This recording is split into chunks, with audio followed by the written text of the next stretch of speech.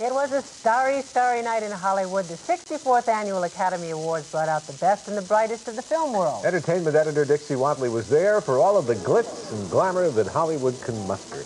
She joins us now live from the Dorothy Chandler Pavilion. Dixie? Chet, it has been one heck of an evening. Silence of the Lambs has been anything but silent.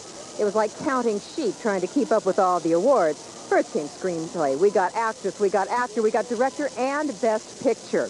I want to bring you a few of the things that happened on stage again, just to remind you, and a couple of things that happened backstage that you haven't been able to see already. But first, probably one of the strangest acceptance speeches ever given.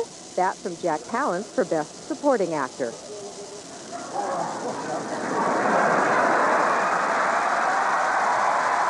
When I saw all these cameras down there looking at me, I thought, my God, you might win. What the hell are you going to do? And when I left home a while ago, there I was on the floor doing a bunch of push-ups. And so it seems like they've become part of my life. The truth of it is, it gives you a card to play with, a new chip to play with at the roulette wheel of Hollywood. But, you know, I don't know exactly what it will mean. It will definitely mean more work. And that's good.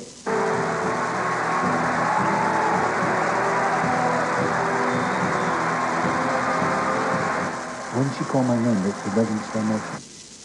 And I didn't know whether to get up or sit down. I didn't know what to do. And I turned to my wife, and I turned to a friend of mine, Bob Palmer. I ran up on stage.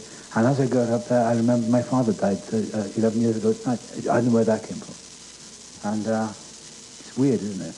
I'd like to thank all of the people in this industry who have respected my choices and who have not been afraid of the power and the dignity that entitled me to. And the Oscar goes to The Silence of the Lambs.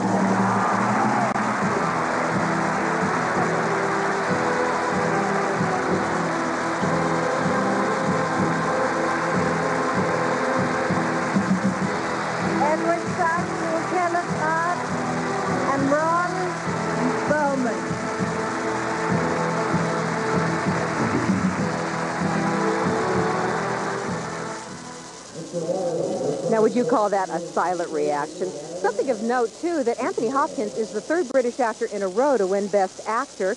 2 years ago, Daniel Day-Lewis. Last year, Jeremy Irons. This year, Anthony Hopkins. And as everyone was coming in, I asked them what their favorite fantasy would be if they could have any movie that they wished for forever. If they could actually act in that film, what would that film be? What would that role be? And I'll have the answers to those questions tomorrow on Newscenter 5 at 6. So we won't let the Oscar feeling go away just yet.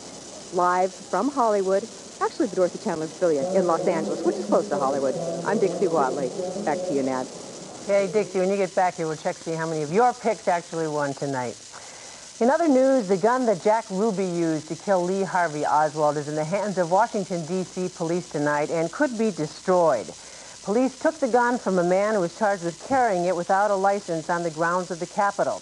The gun's ownership was in dispute for years, and Ruby's brother Earl sold it for $220,000 at a New York auction in December.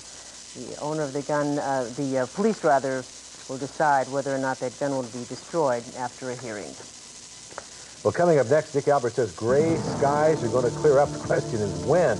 His forecast is next. And later, he still floats like a butterfly when a friend is in need. Muhammad Ali makes a dream come true for a man whose own dreams were cut tragically short.